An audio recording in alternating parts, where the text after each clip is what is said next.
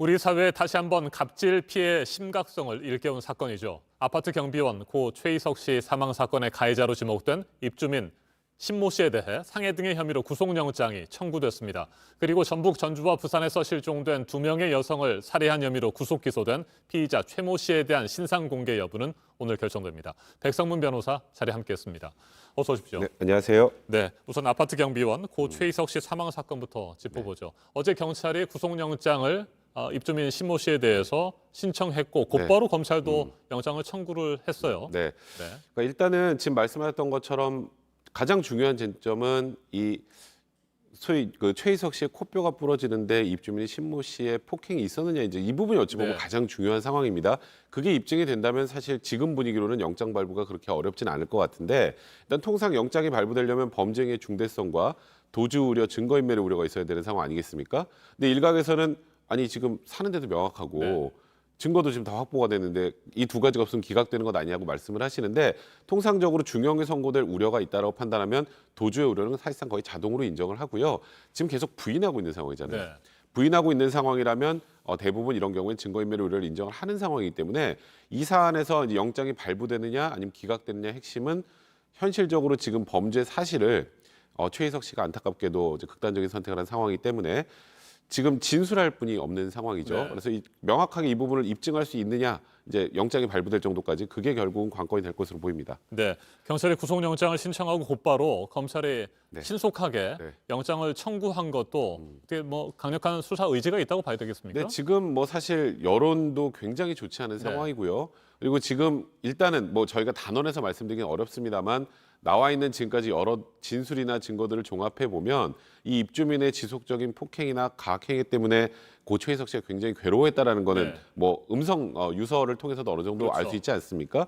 이제 이런 정도의 상황이라면 범죄행위 중대성이 인정이 된다고 일단 보는 것 같고요. 그러다 보니까 말씀하셨던 것처럼 경찰도 빨리 영장을 신청을 했고 검찰도 받아들여서 바로 영장을 청구한 것으로 보입니다. 네, 가해자로 지목된 신모 씨 대부분의 폭행 혐의를 부인하고 있고 네. 최희석 씨의 코뼈가 부러진 것도 뭐 자해 때문이다. 네. 자신이 때린 것이 아니다 이렇게 주장을 하고 있는데 결국에는 직접적인 증거들이 좀 있어야 될 것 같습니다. 근데 아직까지 확인된 것이 없다는 것 아니겠습니까? 일단은 CCTV가 없는 곳에서 폭행이 이루어졌다라고 하니까 일단은 목격자가 없는 상황이라면 구체적으로 그 상황을 정확하게 확인하기는 어렵겠죠. 하지만 지금 언론을 통해서 공개된 소위 말하는 그 유서, 음성 유서라는 거 있지 않습니까? 그 언론을 통해서 공개된 건 총 유서 3개입니다. 5분짜리 3개인데 그중에 2가지. 그러니까 범죄 행위와는 크게 관계없고 고 최희석 씨가 얼마나 괴롭고 힘들었는지, 네. 그리고 내가 누구에게 감사하는지 이런 내용들이 주로 담겨 있는 거고요. 경찰이 유족에게도 공개하지 않은 음성 유서가 하나 더 있습니다. 일단 경찰은 그게 굉장히 중요한 증거라고 파악하고 있는 것 같은데 그 내용이 뭐 언론을 통해 정확하게 확인되고 네. 있지 않습니다만 그 당시 구체적으로 폭행이 일어났던 상황을 정확하게 묘사한 내용이라고 합니다. 이제 그러면 사실상 지금 고인이 돼서 직접적으로 진술할 수 없지만 그게 사실상 직접 진술의 효과가 있을 거라고 지금 보고 있는 상황이기 때문에 그 내용을 정확하게 확인을 해봐야 사실 혐의가 어느 정도 입증이 되겠다, 되지 않겠다는 걸 좀 밝히지 않을까 이런 생각이 듭니다. 네. 경찰은 입주민 신모 씨에 대해서 상해죄 외에도 네. 보복 폭행, 협박 혐의 이런 것들을 같이 적용을 네. 하고 있는 상태죠. 일단 그 특정범죄 가중처벌 등 하는 법률에 네. 보면 누군가 수사기관에 자기를 고소하거나 해서 조사할 때 그걸 방해하거나 아니 못하게 할 목적으로 폭행이나 협박을 하는 경우, 그러니까 재판만 있는 게 아니고요. 수사 과정에서도 그런 일이 있는 경우 특가법상 보복 네. 폭행이나 보복 협박 혐의가 인정이 될 수 있는데 이게 단순 폭행이나 협박보다 형이 굉장히 중요합니다. 이거는 하한이 1년이에요. 1년 이상의 유기징역형에 처해질 수 있기 때문에 일단은 지금 얘기가 나오는 건 설사 코뼈 부러진 사실이 입증이 안 된다고 하더라도 이 고소는 이제 최희석 씨가 이미 한 상황이었죠. 네. 고소 이후에 지속적으로 협박하고 폭행했다는 사실이 명확하다면 이것만으로도 영장이 발부될 가능성이 있다는 얘기가 나오는 것도 그런 이유 때문입니다. 네. 이번 주 안에 뭐 영장 발부 여부는 결정이 되겠죠? 보통 통상 영장 청구를 하면 2, 3일 안에는 네. 영장 실질 심사가 열리는 게 일반적입니다. 그래서 뭐 빠르면 내일 아니면 늦어도 모레 정도에는 법원에서 영장 실질 심사가 있지 않을까 이런 생각해 봅니다. 네. 이 사건도 한번 짚어보도록 하겠습니다. 전주와 부산에서 실종된 여성 2명 살해된 채 발견이 됐습니다. 구속된 피의자 최모 씨 신상 공개 여부가 오늘 결정이 되는 거죠? 네, 맞습니다. 오늘 신상공개 심의가 열릴 것 같고요.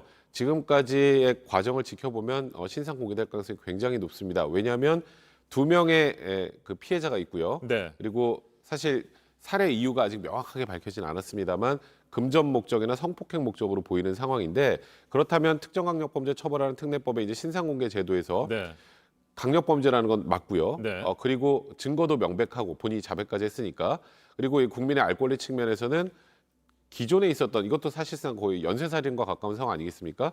공개될 가능성이 굉장히 높다 이렇게 봐야 될 것 같습니다. 네.